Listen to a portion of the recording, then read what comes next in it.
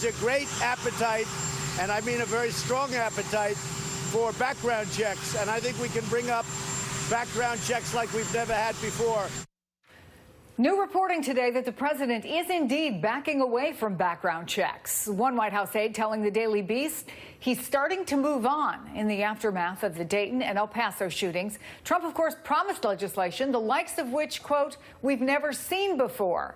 That was then. This is now. People don't realize we have very strong background checks right now. You go in to buy a gun, you have to sign up. There are a lot of background checks that have been approved over the years. So I'll have to see what it is. But Congress is meeting, bipartisan. A lot of people want to see something happen. But just remember this, big mental problem, and we do have a lot of background checks right now. Well, the White House denies the president is changing his position, insisting he'll work with Congress on gun issues and mental health concerns when everyone is back in Washington next month. But one Democratic aide told the Washington Post there's a game of hot potato between Trump and McConnell, with each insisting the other should make the first move. Trump says it's on Congress to lead, said the aide. That's an easy way for nothing to ever get done. Back with me, politics editor of The Root and MSNBC political contributor Jason Johnson, Politico senior writer and MSNBC political contributor Jake Sherman. Okay, Jake, you and I talked about this last week. You made the argument that the folks you were talking to on the Hill made it sound like this could be different. This time, maybe something really would get done. Can I tell you what the president just said? We don't have the tape yet, but we have the pool notes out of the Oval Office where he was meeting with the president of Romania. Pretty much what you just heard. We already have very strong background checks. We need to look at mental health. I'm a strong believer in the Second Amendment, and this is something that I have not heard him say in the last couple of days. It's a slippery slope. Does that sound like somebody to you who is behind getting something done, Jake?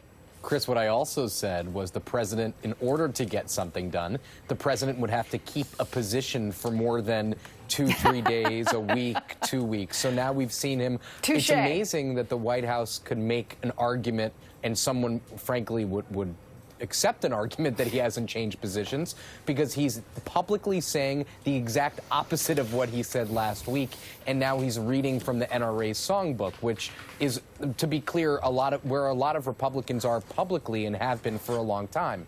Now, he might work with people when he gets back, but now his focus is going elsewhere.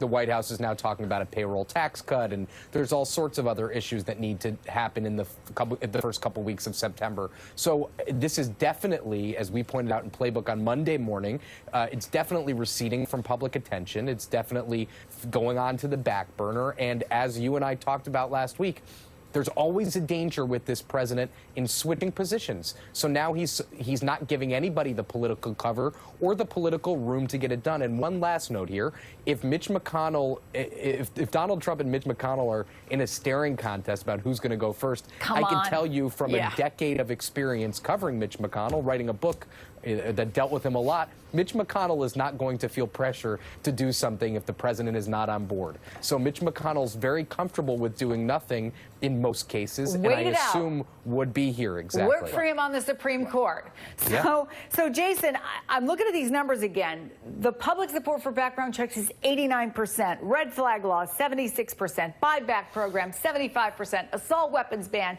62%, and you have the horror that so many Americans felt at those back-to-back shootings. They went to bed with El Paso, they woke up with Dayton.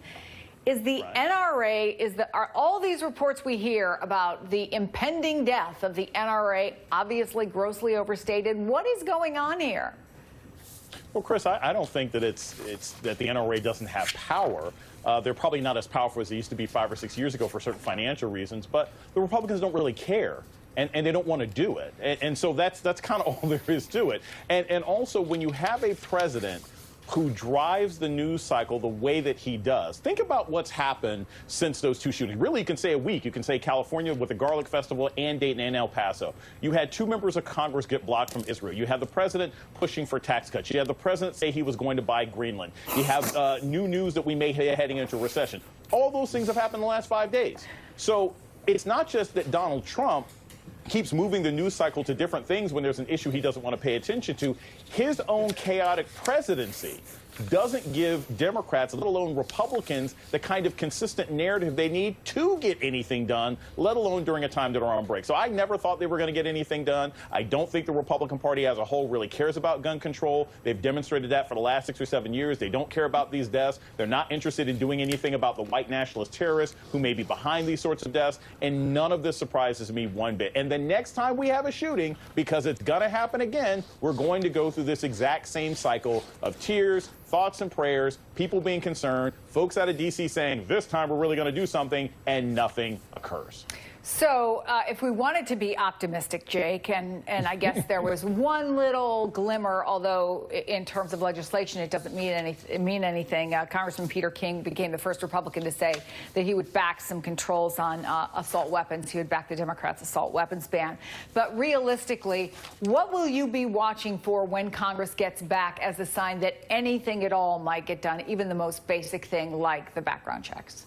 Yeah, this isn't a complicated equation, despite what the White House might think. The president needs to take a position, hold it for an extended period of time, gather people, and try to build consensus, draft a bill, and get it passed. I mean, this has been going on for 250 to 300 years, however long we've been in existence. It's not very complicated to understand how gun legislation could go through. And in the absence of taking a position, what we're seeing right now is Republican members of Congress are saying, actually, we're not open to anything. The president is setting the tone that mental health is as far as he wants to go, and if that's where he wants to go, that's fine. I'm not taking a position on it, but that's what he's saying is important, and everybody's going to follow suit. It's a bit like follow the leader. If he wants to take a position, he can, and he could build consensus. It's really not that complicated. The formula's out there. It's been used before. Jake Sherman, Jason Johnson, thank you guys. Much appreciated. Thanks. Well, we know the president loves Twitter, but today maybe it's on a whole other level. We've got that next. Fidelity is redefining value with 0 account fees for brokerage accounts and 0 minimums to open an account. At Fidelity, those zeros really add up.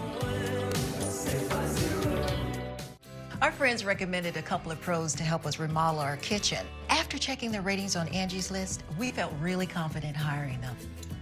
Find all the pros you need to know, all for